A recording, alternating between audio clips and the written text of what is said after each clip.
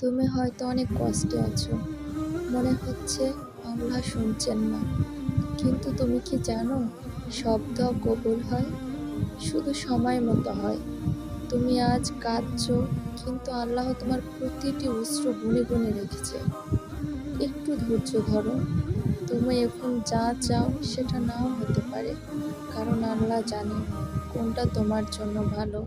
শুধু তুমি তার উপর ভরসা করো।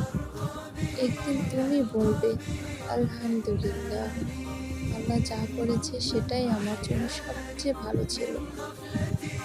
আমার আল্লাহ সে রহমান, সে রহিম, সে পরম দয়ালু।